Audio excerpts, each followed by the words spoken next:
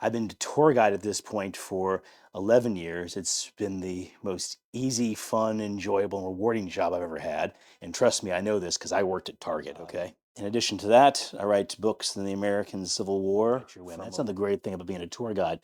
Lots of free time to be able to do things like writing. And of course, I'm writing about the past, I'm talking about the past, I'm surrounded by the past. And in many ways, I think that is the biggest reason for why people talk about ghosts so much in New Orleans. I remember there was this guy in high school, he was from Tennessee. It was like ninth grade, and he didn't believe in ghosts. And the people in the class were like, "What are you, like a weirdo?" And that's what I found here. Everybody in New Orleans believes in ghosts. Now, reasons for that, I think it boils down to, in part, where they have that line in Beetlejuice. Live people ignore the strange and unusual. I I myself myself am am strange and strange unusual, and which would unusual. actually define a lot of the people who are here in New Orleans. You know, for one thing, a ghost story is really just a combination of the strange and unusual combined with a particular type of fear. I've always been fascinated by this. What I love horror movies and horror stories. What kind of fear do they plug into? A werewolf is the fear of the beast within, which is similar to Dr. Jekyll and Mr. Hyde, of course, serial killers. Vampires can be a whole lot of things. One of them, I think, though, one of the big ones is the fear of the overlord, of something overpowering that can consume you.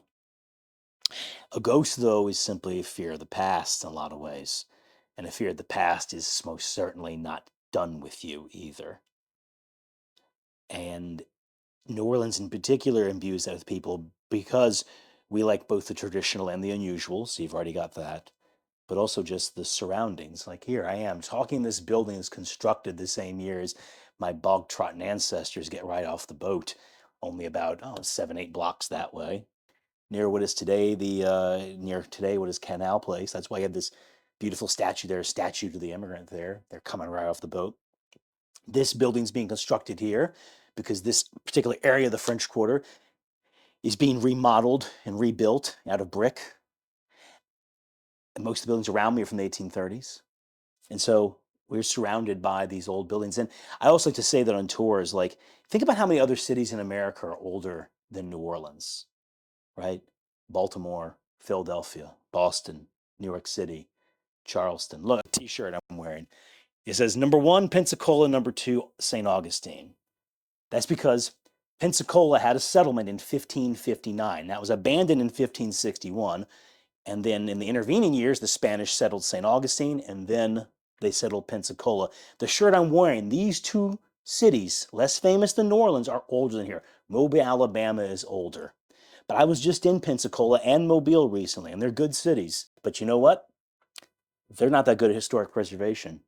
You're not going to find a bunch of buildings from 1832 just sitting around that you can live in. And the French Quarter, of course, is big for that. But you go all outside of here to Garden District, uptown, go to the Seventh Ward, go to St. Roch neighborhood. You'll also live in some pretty old buildings. So New Orleans has these old buildings. And I always like to joke, it's hard to do a ghost story in a Burger King. Although I would really pay money to be in a haunted Burger King. That would be fascinating, right? Like the fryer just goes on randomly. But now that being said, the surroundings really help. There's also the multi generational part. I mentioned family being here since 1832. People have family that are here for generations, and you'll hear about their old ghost stories. I heard about the ghosts that haunted my ancestors in the 1920s in the Lower Garden District. I'm talking about people who I never met, who were dead long before I was born. I have seen a few of their photographs. I have one of them hanging up in the wall in the other room, and that's it. I heard about the ghosts that haunted these people over on Camp Street in the Lower Garden District.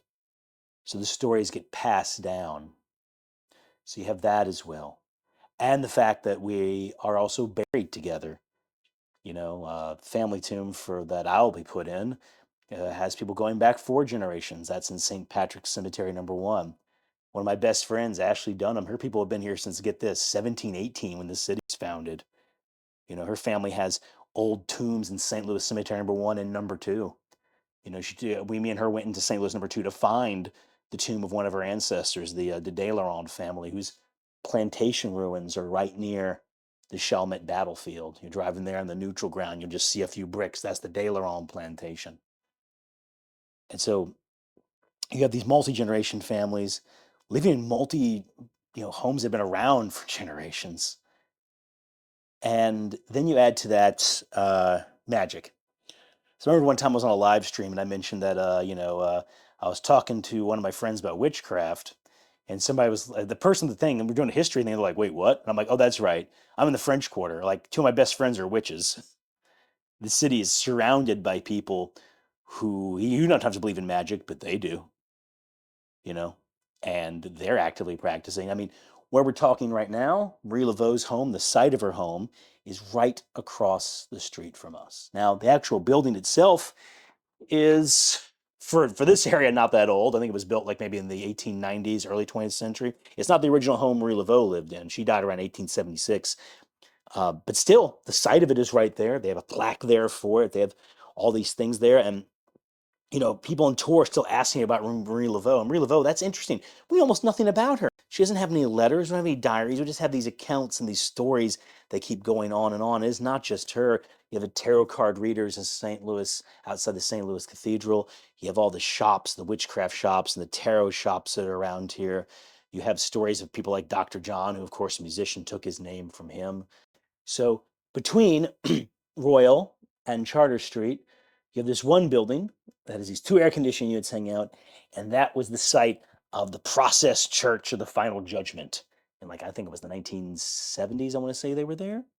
This is an organization that's steeped in all sort of conspiracy theories and stuff. But it was definitely one of these 60s, 70s new age cult type things that people like talk about. For instance, some people saying Charles Manson was associated with something. I don't know. But the point is you had them right there, right? You go to the next block, you've got the old Ursuline convent, the oldest building in the city, dating back to 1751. It is a belief amongst Catholics in New Orleans two things. One, that the fire of 1788 did not burn the convent down because the nuns prayed for the fire to go the other way.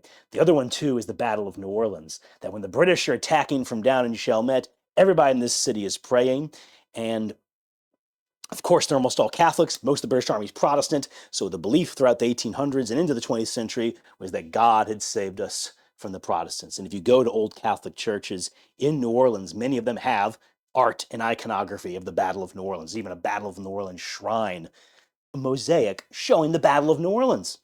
So you go from this cultish church to a major Catholic establishment important to the city's history and involved in a few of these New Orleans legends. And then you go to Decatur Street, and just around there used to be where Mary Oneida Toops was, and she was the head of a witches' coven in the French Quarter in the 1970s that I still randomly hear people talk about even to this day, with lots of associates, including the musician Dr. John.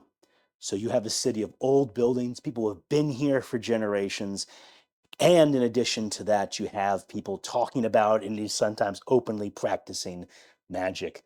No wonder this city has like 101 different ghost stories.